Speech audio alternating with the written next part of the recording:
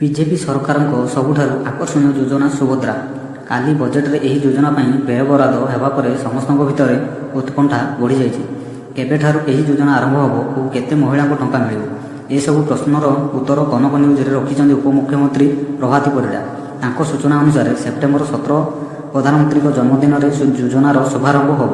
ସେହିପରି ପ୍ରାୟ କୋଟି ମହିଳାଙ୍କୁ ସୁଭଦ୍ରା ଯୋଜନାରେ ଟଙ୍କା ମିଳିବ ବୋଲି କହିଛନ୍ତି ମନ୍ତ୍ରୀ।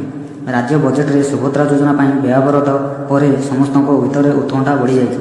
ବିଜେଡ଼ିକୁ କ୍ଷମତାଚ୍ୟୁତ କରି ବିଜେପି ସରକାରକୁ ଆସିବା ପଛରେ ଏହି ଗୋଟିଏ ଯୋଜନା ସବୁଠୁ ବଡ଼ ଗେମ୍ ଚେଞ୍ଜର ବୋଲି କୁହାଯାଉଛି। ତେଣୁ ସରକାର ଏବେ ତାଙ୍କ ନିର୍ବାଚନୀ ପ୍ରତିଶ୍ରୁତି ପୂରଣ କରିବାରେ ଜୋର ଲଗାଇ ଦେଇଛନ୍ତି। ମହିଳା ଓ ଶିଶୁ ବିକାଶ ବିଭାଗକୁ ନିଜ ହାତରେ ରଖିଥିବା ଉପମୁଖ୍ୟମନ୍ତ୍ରୀ ପ୍ରଭାତୀ ପରିଡ଼ା କହିଛନ୍ତି, ସେପ୍ଟେମ୍ବର 17ରେ ରାଜ୍ୟରେ ସୁଭଦ୍ରା ଯୋଜନାର ଶୁଭାରମ୍ଭ ହେବ। ଏହି ବହୁ ପ୍ରତୀକ୍ଷିତ ଯୋଜନାକୁ ପ୍ରଧାନମନ୍ତ୍ରୀ ନରେନ୍ଦ୍ର ମୋଦିଙ୍କ ଜନ୍ମଦିନରେ ରାଜ୍ୟରେ ଲାଗୁ କରିବାକୁ ଯୋଜନା କରିଛନ୍ତି ମୋହନ ସରକାର।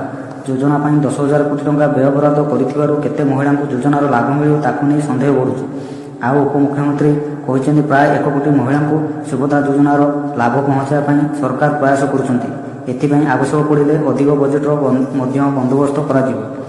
ସୁଭଦ୍ରା ଯୋଜନାରେ କେତେ ହିତାଧିକାରୀଙ୍କୁ କେଉଁ ଆଧାରରେ ଟଙ୍କା ମିଳିବ ସେ ନେଇ ଅଗଷ୍ଟ 15 ସୁଦ୍ଧା ଏସବୁ ଚୂଡ଼ାନ୍ତ ହୋଇଯିବ। ତେଣୁ ସୋସିଆଲ ମିଡ଼ିଆରେ ପ୍ରଚାର ହେଉଥିବା ଗୁଜବକୁ ବିଶ୍ୱାସ ନ କରିବାକୁ ପରାମର୍ଶ ଦେଇଛନ୍ତି ଉପମୁଖ୍ୟମନ୍ତ୍ରୀ। କ୍ଷମତାକୁ ଆସିଲେ ପ୍ରତ୍ୟେକ ମହିଳାଙ୍କୁ 50,000 ଟଙ୍କାର କୁପନ ଦେବାକୁ ଘୋଷଣା କରିଥିଲା ବିଜେପି। 2 ବର୍ଷରେ ଏହି କୁପନକୁ ଖର୍ଚ୍ଚ କରିପାରିବେ ମହିଳା। ସମ୍ପୂର୍ଣ୍ଣ ଏସବୁ ଆସିବା ପରେ ଟଙ୍କା ବଣ୍ଟା ପ୍ରକ୍ରିୟା ଓ ଏହାକୁ ଖର୍ଚ୍ଚ କରିବାର ନିୟମ ସମ୍ପର୍କରେ ଅଧିକ ସ୍ପଷ୍ଟ ହେବ ବୋଲି ଆଶା କରାଯାଉଛି।